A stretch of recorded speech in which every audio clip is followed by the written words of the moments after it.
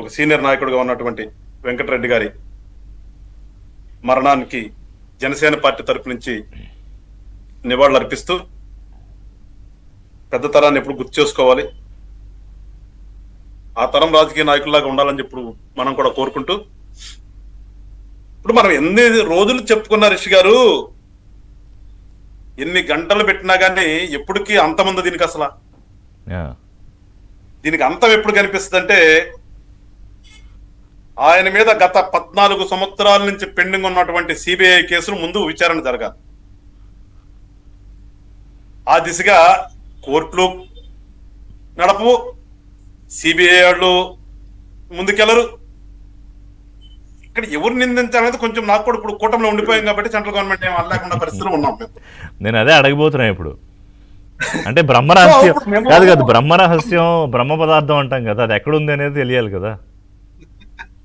అసలు న్యాయ వ్యవస్థకి ఇది ఒక మచ్చ. ఇన్ని సంవత్సరాలు అసలు కేసు విచారణకు రాకుండా ఉండటం ఏంటి ఆశ్చర్యం వేస్తుంది. బీయింగ్ అన్ అడ్వకేట్ నాకు కూడా ఆశ్చర్యం అనిపిస్తుంది. ఇప్పుడో చూసాను, మా మీద గతంలో వీళ్ళు పెట్టినటువంటి కేసులు బార్డ్ బై లిమిటేషన్ కింద ఛార్జ్ షీట్ అయిపోతే క్లోజ్ చేశారు. మరి అలాంటిది ఈ సీనియర్ జడ్జెస్ ఉండేటటువంటి సిబిఐ కోర్టులో వాళ్ళు ఏమి ఆలోచిస్తున్నారు నాకు అర్థం కావట్లా. సో అందుకని ఏంటంటే ఇది నా లైఫ్ టైం వరకు ఈ కేసు ఎట్టాగా ఉంటాయి, పెద్ద వీటి వల్ల ఇబ్బంది లేదనేది వైఎస్ఆర్ పార్టీలో ఉన్నటువంటి ఈ నాయకులందరూ. అంటే వాళ్ళ ఈడీ నోటీస్ ఇచ్చినా సిబిఐ నోటీస్ ఇచ్చినా ఇలా చూసి పక్కన పడేస్తారా? అసలు ఏమి రెస్పాన్స్ పెద్ద ఏమి అంటే పెద్ద హడావుడి కంగారు ఏమి ఉండదా? అంటే ఎట్లా ఉంటుందంటే, ఇప్పుడు నేను ఒక అడ్వకేట్ గా ఉండి కొంతకాలం ప్రాక్టీస్ చేసే వాళ్ళ రాజకీయాల్లోకి వచ్చిన తర్వాత నేను మాట్లాడితే ఎట్లా మాట్లాడుతారు మీరు అనే పదం కూడా వస్తుంది. కానీ ఇవి చూస్తుంటే మనకు అంతే అనిపిస్తుంది. 14 సంవత్సరాల నుంచి 15 సంవత్సరాల నుంచి పక్కన పెట్టినవి ఈ మీద ఇవాళ ఈడీ వస్తే ఏమవుతుంది, ఇంకొక 20 సంవత్సరాలు గడుస్తుంది, మా రాజకీయ జీవితం కంప్లీట్ అయిపోతుంది. ఇంకేంటి తర్వాత వీళ్ళు చేసేది ఏం చేస్తారు మమ్మల్ని? కొన్నప్పుడు మళ్ళా వస్తుంది కదా. ఇప్పుడు ఎట్లుంటదంటే అండి, అడ్వకేట్ యొక్క పరిస్థితి ప్లేంటిఫ్ తరపున ప్లేంటిఫ్ తరపున, డిఫెండెంట్ తరపున డిఫెండెంట్ తరపున, అటుంటే ఇది న్యాయం, ఇటుంటే ఇది న్యాయం. అట్లా క్రిమినల్ లో కూడా మేము ఒక ముద్ద మా దగ్గరకు వచ్చిన తర్వాత వాడు నిజంగా ఏం చేయలేదని మేము వాదించాలి. అది అడ్వకేసీ. అది ఇట్లా ఏదో ఒకటి ఏదంటారా, చెత్తకోటి దరిద్రాలకి అనంతకోటి ఉపాయాలు అన్నట్టుగా ఏదో ఒకటి వస్తుంది ఆ రోజుకి. ఇక్కడ ఈడీ పెట్టినా కానీ ఏదో ఒకటి వస్తుంది, డ్రాగన్ అవుతుంది. ఇది కదా అంటే ఇది న్యాయ వ్యవస్థను కించపరిస్తేనేమో నేను అంటేనేమో ఎట్లా అంటారు మీరు న్యాయ వ్యవస్థని అంటారు. ఇక్కడ కించపరచడం కాదు అసలు.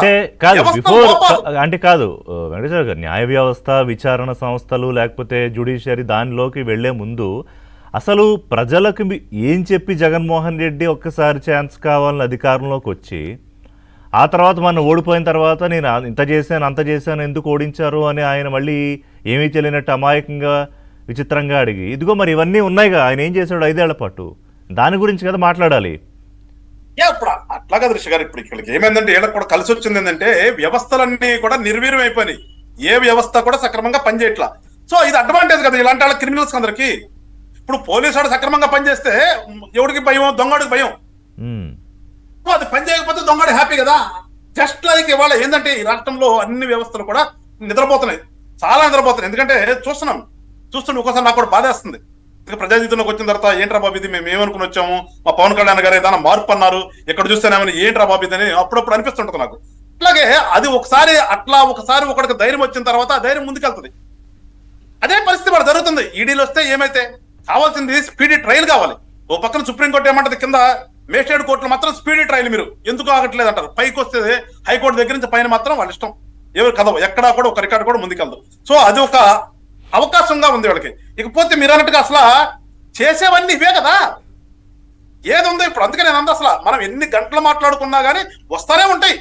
ఎందుకంటే మేము మా తండ్రి గారి దగ్గర నుంచి మొదలు పెడితే ఇప్పటి వరకు కూడా ఎన్ని అంతులేనని, ఈ అంతులని మీరు ఎప్పటికి మీరు ఇన్వెస్టిగేట్ చేయగలగాలి. మీరు ఎప్పటికి వస్తాయి మీకు అన్ని కూడా అంతులేని కదా, బేతాళది అంతులేని కదా చెప్తారు కదా.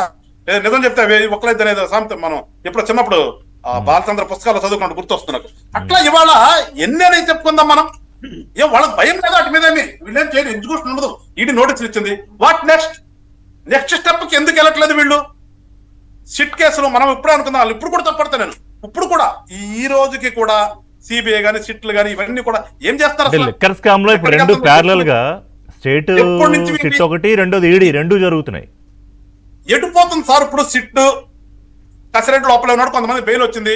ఏది అక్కడి నుంచి ఇన్వెస్టిగేషన్ ముందుకు ఎందుకు వెళ్ళట్లేదు? వెళ్ళవలసిన చోటుకి వెళ్ళాలి కదా, ఎందుకు ఆగిపోతుంది? అంటే ఇవన్నీ ఉండబట్టి ఏంటంటే ఆయనకు ఒక అడ్వాంటేజ్. ఈ రాష్ట్రంలో ఏమీ భయం లేదు నాకు, ఎన్ని చేసినా గానీ మళ్ళా నేను ఏదో ఒకటి చెప్తే నాకేదో వస్తుంది అనే ఆలోచన చెప్తే, ఇవాళ ఇందాక సుబ్బారావు గారు అన్నట్టుగా ఇవాళ డిఎస్ మీద ధర్నా చేశారు. ఒకడన్నా దాంట్లో బీఈడి చదువుకున్నాడు ఉన్నాడా? వచ్చారు మా ఆఫీస్ ముందే, మా ఆఫీస్ ముందు అంబేద్కర్